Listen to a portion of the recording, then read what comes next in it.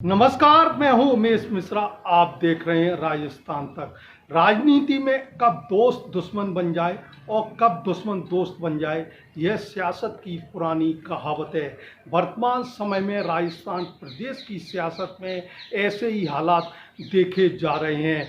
भाजपा और कांग्रेस दोनों ही दल आपसी खींचतान और बगावत से जूझ रहे हैं। धौलपुर जिले की सियासत की बात की जाए तो पूर्व मुख्यमंत्री वसुंधरा राजे का गढ़ माना जाता रहा है। वर्तमान में भाजपा धौलपुर जिले से पूरी तरह सिमट चुकी है।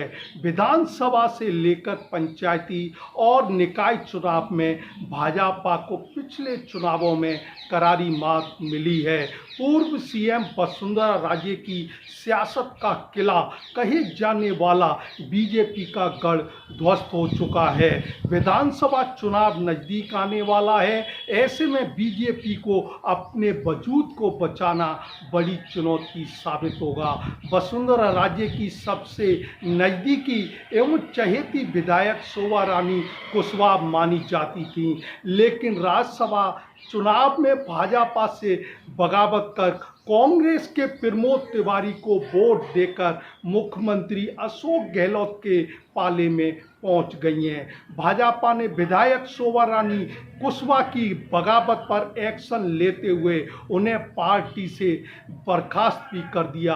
शोभा रानी कुशवाहा विगत लंबे समय से पर्दे के पीछे कांग्रेस के साथ ही काम कर रही थी, लेकिन 7 मई को धौलपुर के मरेना कस्बे में मुख्यमंत्री की हुई सभा में शोभा रानी कुशवाहा की सार्वजनिक तौर पर हुई एंट्री से जिले के भाजपाइयों के अरमानों पर पानी फेर दिया है। ऐसे में धौलपुर जिले में भाजपा पूरी तरह सिमट चुकी है।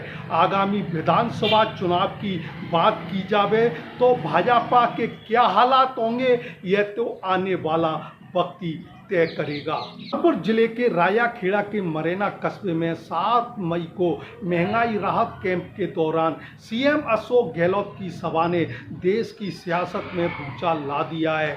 सीएम गहलोत की सभा में गद्दारी और वफादारी का जमकर जिक्र हुआ।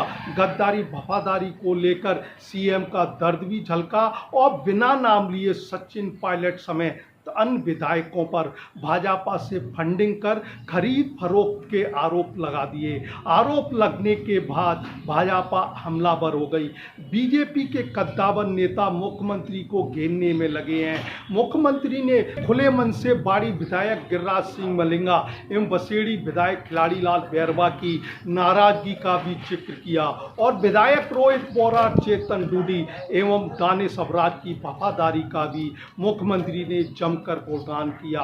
ऐसे में भाजपा के साथ कांग्रेस की गुटबाजी भी मुख्यमंत्री के भाषणों से उजागर हो गई। मानेसर की घटना के बाद विधायक गिरिराज सिंह मलिंगा और खिलाड़ीलाल बैरवा वर्तमान समय में पूर्व डिप्टी सीएम सचिन पायलट के पाले में पहुंच चुके हैं। विधायक गिरिराज सिंह मलिंगा और खिलाड़ीलाल बैरवा को लेकर सीएम अशोक गहलोत ने खुले मन से कह दिया कि नाराजगी है, लेकिन मेरी भावनाएं उनके साथ हैं। सभा में सीएम गहलोत के तर्कस से निकले तीरों ने कई नेताओं को चोटिल किया है। कांग्रेस के साथ पूर्व सीएम वसुंधरा राजे भी सियासी तीर के निशाने पर आ गई हैं। सियासी पंडित अशोक गहलोत ने वर्ष 2020 में प्रदेश सरकार में आए भूचाल को लेकर पूर्व सीएम वसुंधरा राजे और कैलाश मेघवाल को सरकार बचाने को की बोलकर वसुंधरा के लिए मुश्किलें खड़ी कर दी हैं।